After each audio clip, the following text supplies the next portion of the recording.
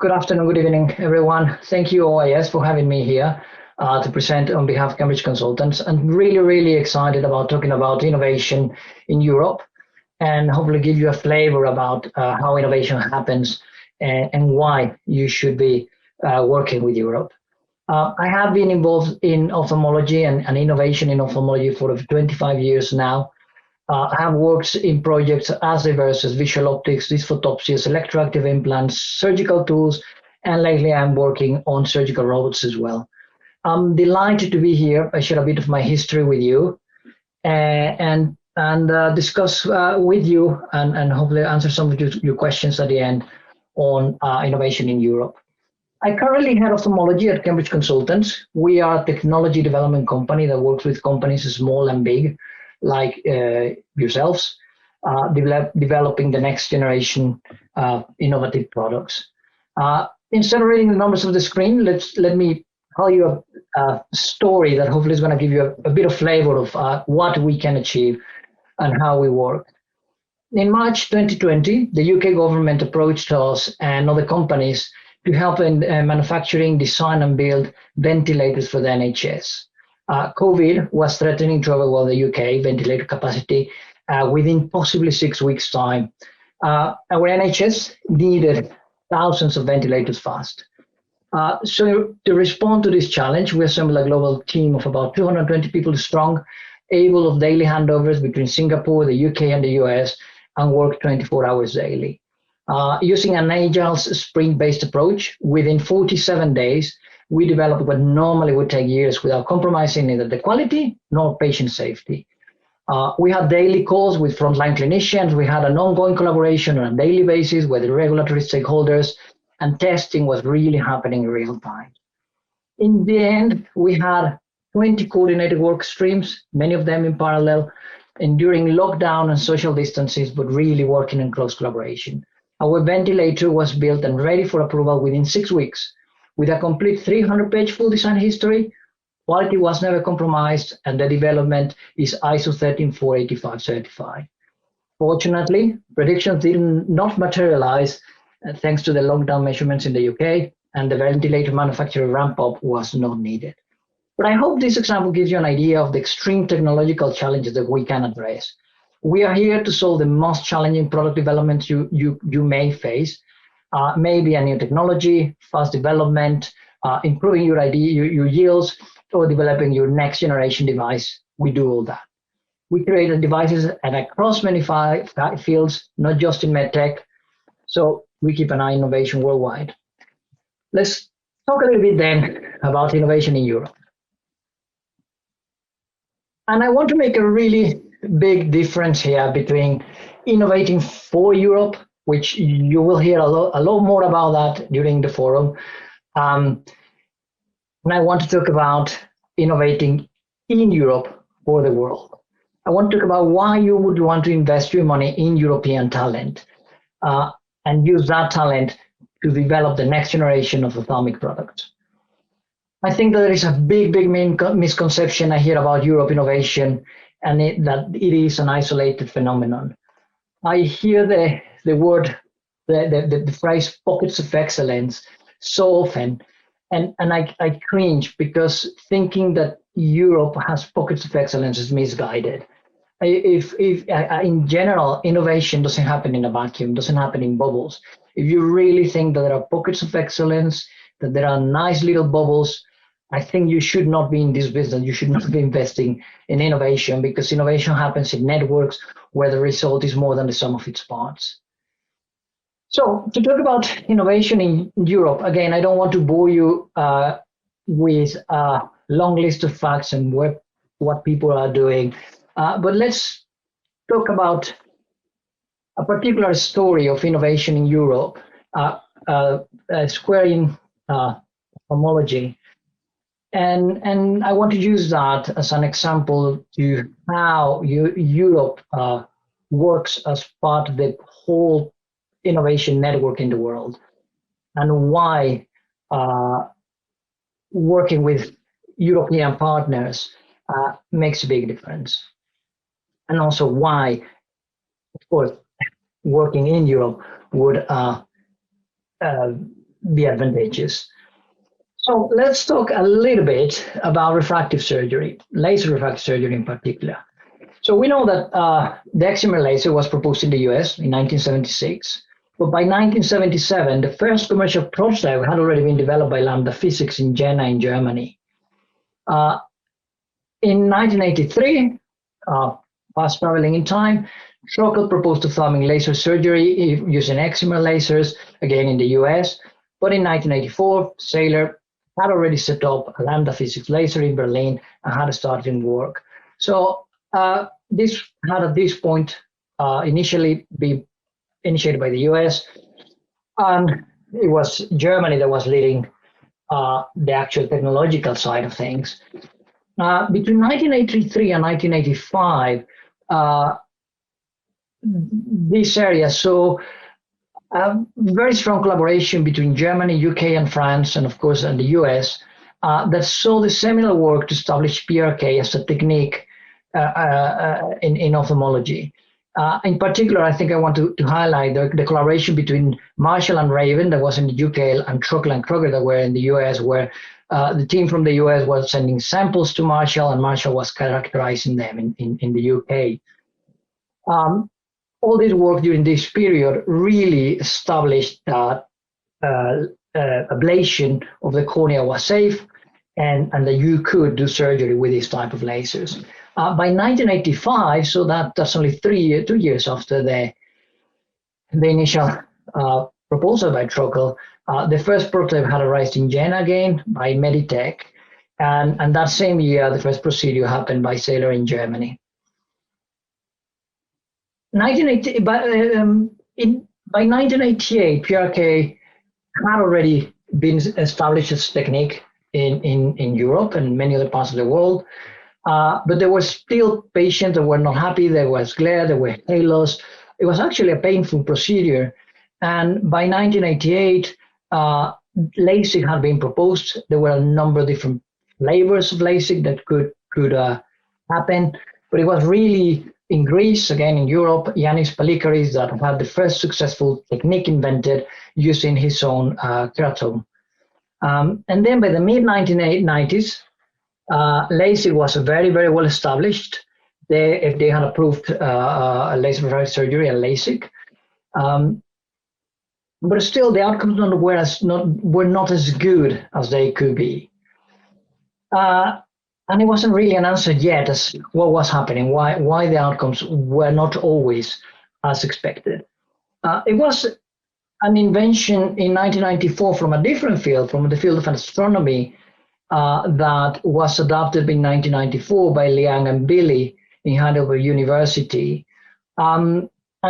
To measure the optical aberrations of the human eye in real time. It was the first time that aberrations could be measured pretty much instantaneously and directly, and also in a very simple way to interpret. So this technique spread like wildfire and started being used in many places. Between 1995 and 2000, there was a very strong effort to characterize the technique, and it was primarily a European effort, myself included. At the time, I was in Imperial College in London, Pablo Retinal in Spain, Susana Marcos, she was still in Boston, but then came to Europe and established her team here. And then new alternative techniques were developed, for example, by Mohen in Germany. Marcus developed the tracing system, and simultaneously was developed in Russia as well. So this saw a period of establishing the technique and was really led by European teams. By 2000, the optometry community got really involved in this effort, and we started seeing teams, especially from the US, coming to Europe to learn about the technique. Spain really took the lead as driver of innovation in visual optics at the time, and it was part of a really large network that included most of Europe. I was involved in many of those activities, and we had collaborations with Spain, with France, with Italy, with Greece, Austria. I think every single European country I can think of was some way involved in these developments. Over time, by after 2000 and up to 2005, we started seeing developments that led to full characterization of the human eye optics. Population studies, in this case, they came from the US, Thebus in Indiana, Iskander in Australia, he's now in Poland, by the way. Understanding the impact of individual aberrations. Applegate in the US made a big effort for standardization. He had his personal crusade to achieve that, collaborated with Larry Thebus as well. The amount of work was humongous, but it was understanding those aberrations, primarily European. Why is this important for refractive surgery? Well, from 2005 onwards, these findings moved to understand LASIK, to understand how LASIK and in general refractive surgery was affecting the optics of the human eye. And incidentally, they were also started to be used to improve the contact lenses and to understand performance of intraocular lenses. And all that body of work has led to much better designs of intraocular lenses. So those lenses that had a spherical aberration corrected initially, today the extended depth of field, and has now even reached our understanding of myopia, understanding how peripheral aberrations impact the process of emmetropization. So this was what I call the golden age of visual optics, and led then to many improvements in many products that you use today in ophthalmology. And coming back now to laser refractive surgery, femtosecond lasers were then invented, and we know now that they they can be used for improved flap production in LASIK. The first femtosecond laser procedure was done in 2003 in Hungary. And more recently, of course, we have the SMILE, which again is a German proposition. And the first SMILE procedure was also done in Germany.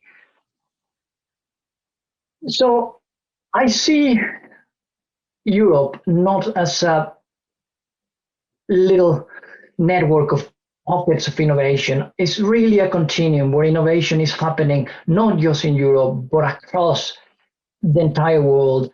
And many of those activities are led by European clinicians, European researchers, and European companies. The history of laser refractive surgery dates back almost 40 years now, and is not peppered by pockets of European innovation, as you can see. It's a continuous stream of innovation from Europe and collaborated through the entire world. So this is really an example of how innovation happens in Europe. And I talk about it because I know it, and I can tell you confidently how it happened. But any other aspect of innovation I see in Europe has the same characteristics. It is working in collaboration. Many activities are led from Europe, and it works with the entire world. And there's of course a very strong collaboration with the US. So, but what does ophthalmic innovation has for the future? Where are we today? And it's really a lot easier to talk about the past than predict the future. But I can tell you some of the key things I see in European innovation today. Europe is at the center of key innovation areas in ophthalmology. Think, for example, of Google work on artificial intelligence on retinopathies. Google could have worked with any company in the world. They have the money power and the talent to choose any partner in the world. But when it comes to retinopathy, to work on AI, for ophthalmology, they chose Europe. They came to Moorfields Eye Hospital. That should tell you something about the talent that they were looking for and where they went. If you think of surgical robotics, again, there's a great excitement in the area. There are many companies that are starting to work in that field. But who is leading the path? It's Precise. They have the robot, they have done clinical trials, it's been approved, and they are, again, a European company in the Netherlands working in collaboration with Oxford. If we think about smart implants, electroactive implants. There's been a lot of work in that area. Again, I've been involved in design of electroactive implants and programs to try to put an implant like that in the eye. And it's really one of the hardest challenges you can imagine.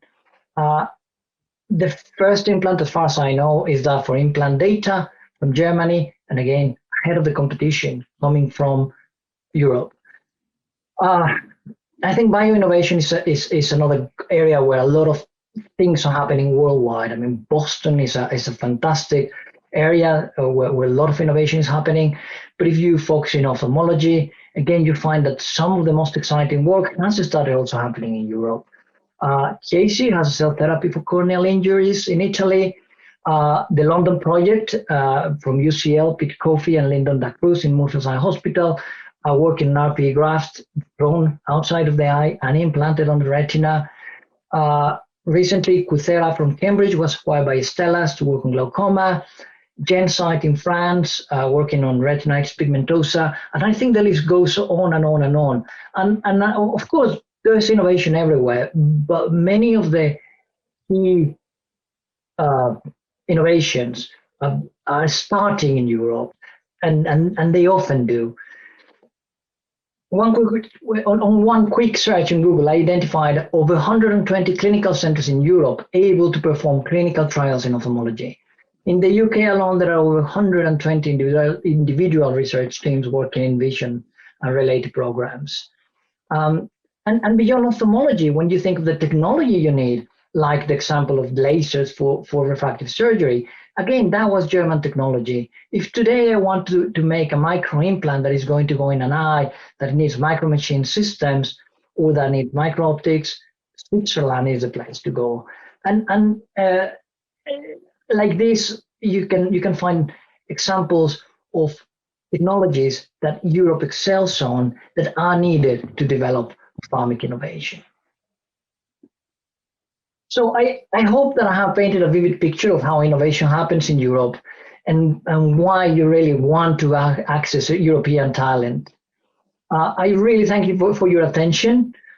Stay in touch if you would like to continue the conversation or ask me some questions. We have a session of questions and answers now. So please raise your hand and I'll be happy to answer any questions. And if you're interested in learning more about Cambridge Consultants or about how we could help you, also please feel free to contact me after the meeting. Thank you very much.